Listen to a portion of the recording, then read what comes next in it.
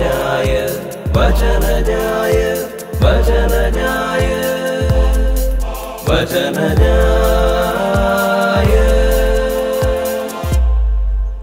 ഈശോ മിശിഹായിക്ക് സ്തുതിയായിരിക്കട്ടെ. വിശുദ്ധ യോഹന്നാൻ്റെ സുവിശേഷം 6-ാമത്തെ അധ്യായം 63-ാമത്തെ തിരുവചനം ഇന്നത്തെ പ്രതിവചന സങ്കീർത്തനമാണ്. കർത്താവ് തന്നെ സാക്ഷ്യപ്പെടുത്തുന്ന കാര്യമാണ്, ഞാൻ നിങ്ങളോട് പറഞ്ഞ വാക്കുകൾ ആത്മാവും ജീവനുമാണ്. ഞാൻ നിങ്ങളോട് പറഞ്ഞ വാക്കുകൾ ആത്മാവും ജീവനുമാണ്. ബഹുമാനപ്പെട്ട ഡാനിയേലച്ചൻ തൊടുപുഴ പട്ടണത്തിൻ്റെ നടുവിൽ വെച്ച് കണ്ടൊരു സംഭവത്തെക്കുറിച്ച്, ഒരു കാഴ്ചയെക്കുറിച്ച് പറയുന്നുണ്ട്. ചെറിയ ചാറ്റൽ മഴയുണ്ട്. ആ ചാറ്റൽ മഴയിലൂടെ ഒരു ബൈബിൾ ഇങ്ങനെ നെഞ്ചോട് ചേർത്ത് വെച്ച് അഭിമാനത്തോടുകൂടെ തല ഉയർത്തി പിടിച്ച് നടന്നു പോകുന്നൊരു കൊച്ചു കന്യാസ്ത്രീയുടെ കാഴ്ച.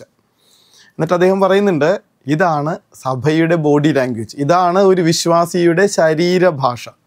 ഇന്നത്തെ 1-ാമത്തെ വായനയിൽ എസ്ര എന്ന് പറയുന്ന പുരോഹിതൻ തൻ്റെ ആ ഒരു നിയമപുസ്തകം എടുത്ത് ആ മനുഷ്യരോട് മണിക്കൂറുകളോളം അത് വായിച്ച് കേൾപ്പിക്കുമ്പോൾ അവരിലുണ്ടാവുന്നൊരു സന്തോഷത്തെക്കുറിച്ച് 1-ാമത്തെ വായന നമ്മളോട് പറഞ്ഞു തരും.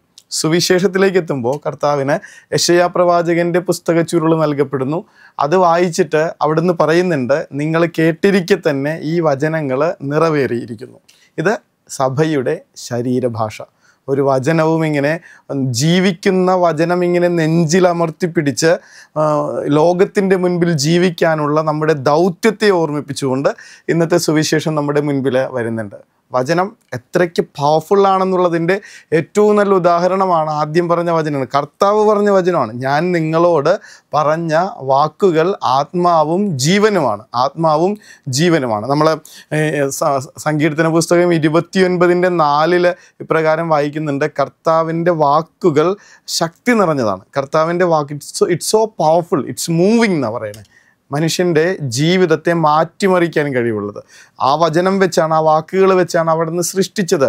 അത് വെച്ചാണ് പുനഃസൃഷ്ടിക്കുന്നത്, അത് വെച്ചാണ് സൗഖ്യപ്പെടുത്തുന്നത്, അത് വെച്ചാണ് പ്രത്യാശ നൽകുന്നത്. കർത്താവിൻ്റെ വചനത്തെക്കുറിച്ചാണ് പറയണേ. ഈ വാക്കുകൾ വളരെ പവർഫുൾ ആണെന്നുള്ളതാണ്. ഈ വചനം പറഞ്ഞു കൊടുക്കുന്ന, ഈ വചനം നെഞ്ചോട് ചേർത്ത് പിടിച്ച് നടക്കുന്ന മനുഷ്യരായി ജീവിക്കാനായിട്ടാണ് സഭയുടെ വിളിയും ദൗത്യവും എന്നുള്ളതാണ് ഇന്നത്തെ സുവിശേഷം നമ്മളെ ഓർമ്മപ്പെടുത്തി തരുന്നത്. ഹെബ്രായർക്ക് എഴുതിയ ലേഖനം 4-ാമത്തെ അധ്യായം 12-ാമത്തെ തിരുവചനത്തിൽ നമ്മൾ വായിക്കുന്നുണ്ട്, കർത്താവിൻ്റെ വചനം സജീവവും ഊർജ്ജസ്വലവുമാണ്. ജീവിക്കുന്നതാണ്, ഒപ്പം തന്നെ ആക്റ്റീവാണ്. ജീവിക്കുന്നതാണ്, ലിവിങ് ആൻഡ് ആക്റ്റീവ്. അത് ആ ഒരു വചനത്തെ നെഞ്ചോട് ചേർത്ത് വെക്കുമ്പോൾ, ആ ഒരു വചനത്തിന് ജീവിതത്തിൽ ഇടം കൊടുക്കുമ്പോൾ, ആ ജീവിതത്തെ കുടുംബത്തിലേക്ക് നമ്മൾ സ്വീകരിക്കുമ്പോൾ ഉണ്ടാകുന്ന മാറ്റമാണ് പറഞ്ഞു വരുന്നത്.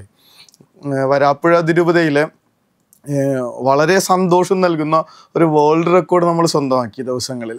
അതായത് ഏറ്റവും കൂടുതൽ മനുഷ്യരെ കൊണ്ട് ഹാൻഡ് റിട്ടേൺ ആയിട്ട് ഈ ദൈവവചനം എഴുതിക്കുന്ന രൂപത എന്നുള്ള ഒരു വലിയ ഒരു ഗിന്നസ് റെക്കോർഡ്, അത് വേൾഡ് റെക്കോർഡ്. ഏതാണ്ട് 4000-ലധികം കുഞ്ഞുങ്ങളും കാറ്റഗീസൻ ടീച്ചേഴ്സും അടക്കം 4000-ലധികം പേര് വചനം ഇങ്ങനെ സ്വന്തം കൈപ്പടയിൽ വിശുദ്ധ ലൂക്കായുടെ സുവിശേഷം എഴുതി ലോക റെക്കോർഡ് സ്ഥാപിച്ചു. നിസ്സാര കാര്യമല്ല, ഒരു ട്രെൻഡായിട്ട് മാറിക്കൊണ്ടിരിക്കുക. അടുത്ത വർഷത്തേക്ക് വിശുദ്ധ മർക്കോസിൻ്റെ സുവിശേഷം എഴുതാൻ നിൽക്കുന്നുണ്ട്. ഈ എഴുതിയവരുടെയൊക്കെ ജീവിതത്തിലും കുടുംബത്തിലുമൊക്കെ ഈ ദൈവവചനം നിറഞ്ഞു നിൽക്കുന്നതിൻ്റെ സന്തോഷം ഞങ്ങൾ അച്ഛന്മാർ നേരിട്ട് കണ്ടുകൊണ്ടിരിക്കുക. ഈ കുഞ്ഞുങ്ങളുടെയൊക്കെ ജീവിതത്തിന് കിട്ടുന്ന ബലം എന്താണെന്ന് കണ്ടുകൊണ്ടിരിക്കുക. വിശുദ്ധ മത്തായിയുടെ സുവിശേഷം 10-ാമത്തെ അധ്യായം 28-ാമത്തെ വചനം പറഞ്ഞു കൊടുത്തതിൻ്റെ പേരിൽ ഒരു പെൺകുട്ടിയുടെ ജീവിതം മാറിയത് ഓർക്കുന്നുണ്ട്.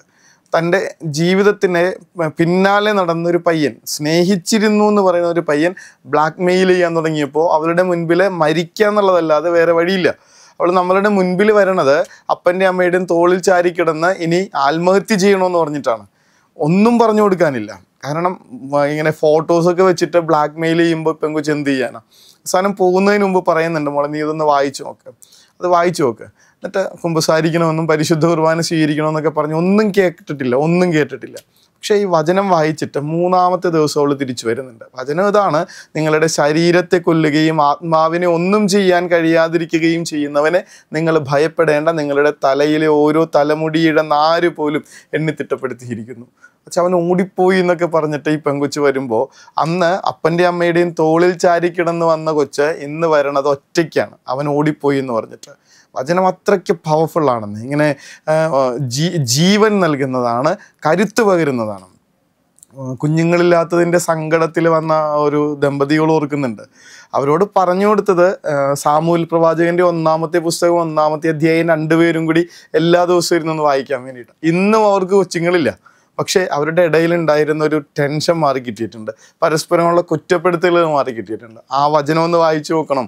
ശരിക്കും കുഞ്ഞുങ്ങളില്ലെങ്കിലും നീ എനിക്ക് 10 പുത്രന്മാരിനേക്കാളും മേളിലല്ലേ എന്നൊക്കെ ചോദിച്ചിട്ടുണ്ട് ഹന്നയെ ചേർത്ത് പിടിക്കുന്ന ഭർത്താവിനെ നമ്മൾ കാണുന്നുണ്ട് അവിടെ. കുഞ്ഞുങ്ങളുണ്ടായില്ല എന്നുള്ളത് സത്യമാണ്, പക്ഷേ അവരെ സ്നേഹം കൊണ്ട് നിറയ്ക്കാനും ശക്തിയും പ്രത്യാശയും കൊണ്ട് നിറയ്ക്കാനും ആ വചനത്തിന് കഴിഞ്ഞിട്ടുണ്ട്.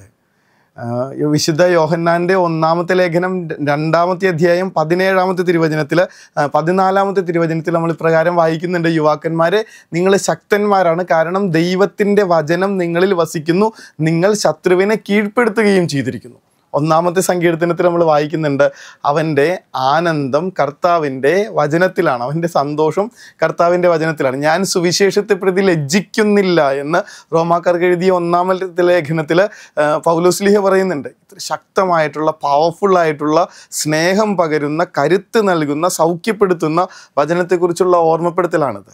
ഇതൊക്കെ ഇത്രയും പവർഫുള്ളായിരിക്കാൻ, വചനം ഇത്രയ്ക്ക് പവർഫുള്ളായിരിക്കാനുള്ള കാരണം എന്താണെന്ന് ചോദിച്ചാൽ, വിശുദ്ധ യോഹന്നാൻ്റെ സുവിശേഷം 1-ാമത്തെ അധ്യായം 1-ാമത്തെ തിരുവചനത്തിൽ തന്നെ നമ്മൾ വായിക്കുന്നുണ്ട്, ആദിയിൽ വചനമുണ്ടായിരുന്നു, വചനം ദൈവത്തോട് കൂടെയായിരുന്നു, വചനം ദൈവമായിരുന്നു, വചനം ദൈവമായിരുന്നു. കർത്താവ് ഇങ്ങനെ യെശയ്യാ പ്രവാചകന്റെ പുസ്തകം എടുത്ത് വായിച്ചിട്ട് പറയാണ്, ഇന്ന് നിങ്ങളെ കേട്ടിരിക്കെ തന്നെ ഈ വചനം നിറവേറിയിരിക്കുന്നു. ഈ പറഞ്ഞ കാര്യങ്ങളൊക്കെ ഞാൻ തന്നെയാണ്, ഈ പറഞ്ഞ കാര്യങ്ങൾ പ്രവർത്തികളൊക്കെ ഞാൻ ചെയ്യുന്നത് തന്നെയാണ്. വെളിപാട് പുസ്തകത്തിൻ്റെ 19-ാമത്തെ അധ്യായം 13-ാമത്തെ തിരുവചനം, അവൻ രക്തമണിഞ്ഞ മേലങ്കി ധരിച്ചിരിക്കുന്നു, അവൻ്റെ പേര് ദൈവവചനം എന്നാണ്. ഈ കർത്താവിൽ, ഈ വചനമാകുന്ന, വചനം മാംസമായി മാറിയ കർത്താവിങ്കിൽ അടിയുറച്ച് ജീവിക്കാനായിട്ട് വചനം നമ്മളെ വീണ്ടും ഓർമ്മപ്പെടുത്തുന്നുണ്ട്. എൻ്റെ വചനം കേട്ട് ജീവിക്കുന്നവൻ പാറമേൽ ഭവനം പണിത മനുഷ്യന് തുല്യം. അതിൻ്റെ മേൽ കാറ്റൂതി വെള്ളപ്പൊക്കമുണ്ടായി ആഞ്ഞടിച്ചു, അത് വീണുപോയില്ല, കാരണം അത് പാറമേൽ, വചനമാകുന്ന പാറമേൽ സ്ഥാപിതമായിരുന്നുവെന്ന് വചനം നമ്മളെ ഓർമ്മപ്പെടുത്തുന്നുണ്ട്. വചനത്തിൽ എത്ര തവണ വായിച്ചിട്ടുള്ളതാണ്, കർത്താവേ നിൻ്റെ വചനം എൻ്റെ പാദങ്ങൾക്ക് വിളക്കും പാതയിൽ പ്രകാശമാണ്. കർത്താവിൻ്റെ വചനത്തിൻ്റെ ചുരുളഴിയുമ്പോൾ പ്രകാശം പരക്കുന്നു. ജീവിതത്തിലും കുടുംബത്തിലും ഈ വചനം ഒരു നിത്യ സംഭവമായി മാറുമ്പോൾ എല്ലാ ദിവസവും ഈ വചനത്തെ ഒന്ന് വായിക്കാനായിട്ടൊക്കെ ഒന്ന് ശ്രമിക്കുമ്പോൾ എന്തൊരു ലൈഫാണ് നമ്മുടെ ജീവിതത്തിന് കിട്ടണമെന്ന് അറിയും. കാരണം സങ്കീർത്തന പുസ്തകം 107 നമ്മൾ വായിക്കുന്നുണ്ട്, അവിടെ നിന്ന് വചനം അയച്ച് അവരെ സൗഖ്യപ്പെടുത്തി. വിശുദ്ധ മത്തായിയുടെ സുവിശേഷത്തിൽ 16-ാമത്തെ അധ്യായത്തിൽ നമ്മൾ വായിക്കുന്നുണ്ട്, അവൻ വചനം അയച്ച് പിശാചുകളെ പുറത്താക്കി. ഈ വചനത്തിൻ്റെ പവർഫുൾനെസ് ഒന്ന് മനസ്സിലാക്കി കഴിഞ്ഞാൽ ഇതിങ്ങനെ നെഞ്ചോട് ചേർത്ത് പിടിക്കാതെ നമ്മൾ നടക്കില്ല. നമ്മൾ മറന്നുപോയ കാര്യമാണിത്. ഈ വചനത്തെ നമ്മൾ ഒരു ആയുധമാക്കാനായിട്ട് മറന്നുപോയിട്ടുണ്ട്. ഈ വചനത്തെ ഒരു കോട്ടയാക്കി നിർത്താനായിട്ട് മറന്നുപോയിട്ടുണ്ട്. ഈ വചനത്തെ നമ്മുടെ ഊർജ്ജമായിട്ടെടുക്കാൻ മറന്നുപോയിട്ടുണ്ട്. ആലോചിച്ച് നോക്കിയാൽ മതി, എത്ര തവണ വായിച്ചിട്ടുണ്ടാവും. ജീവൻ നൽകുന്ന, കരുത്ത് പകരുന്ന, സൗഖ്യപ്പെടുത്തുന്ന, വെളിച്ചമായി കൂടെ നടക്കുന്ന ഈ വചനത്തെ നമ്മൾ എത്ര ഗൗരവത്തിലെടുത്തിട്ടുണ്ടെന്നൊന്ന് ആലോചിച്ച് നോക്കണം. ആദ്യം പറഞ്ഞത് വീണ്ടും ഓർമ്മിപ്പിക്കുകയാണ്.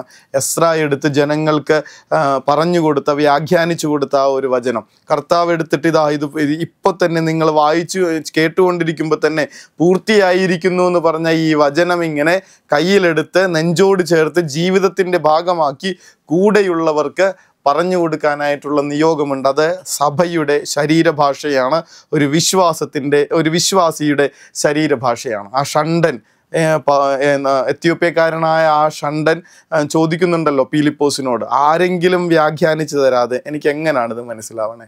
ഈ ലോകത്ത് വചനത്തിൻ്റെ പ്രഭ പരക്കാൻ, അതിൻ്റെ കരുത്ത് നിറയാൻ, അതിന് ബാധ്യതയുള്ള മനുഷ്യർ നമ്മളാണെന്നൊന്ന് മനസ്സിലാക്കുക. ക്രിസ്തു കയ്യിലെടുത്തതുപോലെ, എസ്രാ കയ്യിലെടുത്തതുപോലെ എൻ്റെ കയ്യിലും എൻ്റെ ഉള്ളിലും വചനം നിറയട്ടെ എന്ന പ്രാർത്ഥനയോടുകൂടെ എല്ലാവർക്കും നല്ലൊരു ഞായറാഴ്ച ആശംസിക്കുന്നു. വചനത്തിൽ അടിയുറച്ച ഒരു ജീവിതം മുന്നോട്ട് കൊണ്ടുപോകാൻ സാധിക്കട്ടെ എന്ന് പ്രാർത്ഥിക്കുന്നു.